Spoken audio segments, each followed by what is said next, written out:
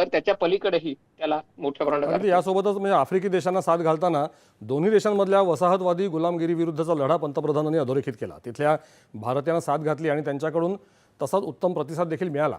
भारताच्या सॉफ्ट पॉवरसाठी आणि वसुधैव कुटुंबकम या भूमिकेसाठी हा अजेंडा कसा उपयुक्त ठरतोय?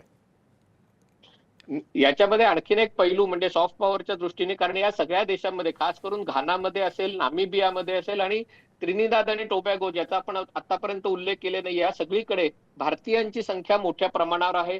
त्रिनिदादमध्ये तर 180 वर्षापूर्वी म्हणजे भारतीय लोक गेले, आज तिथल्या लोकसंख्येच्या 40% वाटा हा भारतीयांचा आहे. घानामध्ये 80 वर्षांपासून भारतीय लोक वेगवेगळे व्यवसाय आणि गुंतवणूक करत आहेत. नामिबियामध्येही तीच गोष्ट आहे आणि त्यामुळे तो एका प्रकारे आपल्या सॉफ्ट पॉवरचा पाया आहे.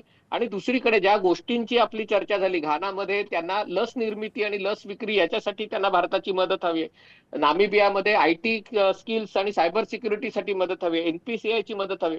त्याच्या ह्याच्यातनं त्या सगळ्या सहकार्याची विविधता आणि त्यांना असलेल्या समस्या आपण सोडवू शकतो याचा विश्वास त्या देशांनाही आहे आणि भारतही त्यांना तो विश्वास देऊ शकतो, हे याच्यातनं समोर येतं. म्हणजे सॉफ्ट पॉवरचा जर आपण उल्लेख केला किंवा त्याचा जर म्हणजे तो मुद्दा जर पुढे घ्यायचा प्रयत्न झाला तर आपली सॉफ्ट पॉवर काय आहे, आपण त्याचा वापर करतोय. आपला आयुर्वेदसुद्धा आपण वापरतोय, आपला आयुषसुद्धा आपण पुढे जागतिक पटलावरती आणू पाहतोय. योगाभ्यास आहे नाही का, यांचासुद्धा वापर होतोय आणि वसुधैव कुटुंबकम या भूमिकेचा सुद्धा या गोष्टींचा वापर होतोय या सॉफ्ट पॉवरचा, आणि विशेष करून ग्लोबल साऊथमध्ये. निश्चितच याचं कारण म्हणजे सगळीकडे जी समस्या आहे, शिक्षणाच्या आरोग्याची समस्या आहे आणि ते परवडण्यासारख्या दरात आरोग्य व्यवस्था मिळणं, आणि त्याच्यासाठी भारताचा आयुर्वेद तिथे उपयोगी ठरू शकेल का?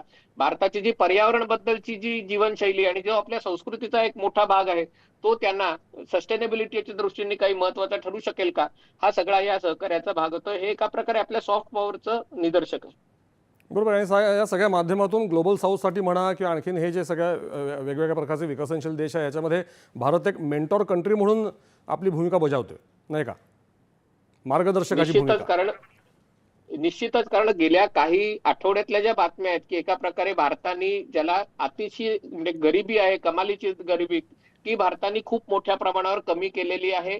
दुसरी गोष्ट, जगातल्या सगळ्यात समानता असलेल्या देशामध्ये, आर्थिक विषमता सगळ्यात कमी असलेल्या देशांमध्ये भारताचा समावेश आहे. आणि त्यामुळे जेव्हा आपण आर्थिक विकासाचं चित्र म्हणतो तेव्हा फक्त GDP ग्रोथ रेट, किती अब्ज डॉलरची गुंतवणूक एवढं महत्वाचं नसतं, तर त्या देशातल्या प्रत्येक नागरिकाला, ज्याला आपण अंत्योदय म्हणतो, त्याला विकासाचे फायदे मिळणं, त्याला शिक्षण, त्याला स्वयंपाकाचा गॅस, नळांनी पाणी, आरोग्य सुविधा, बँकिंग सिस्टीम, या सगळ्या त्यांना मिळणं महत्वाचं आहे. आणि याच्यात मला असं वाटतं चीनपेक्षा म्हणजे चीनच्या आर्थिक विकासाचं मॉडेल निश्चितच महत्वाचं आहे, पण भारत हे त्यांना अधिक जवळचं मॉडेल हे देऊ शकतो, हा त्यांना विश्वास आहे आणि ते या भेटीतनं पुन्हा एकदा सिद्ध झालं.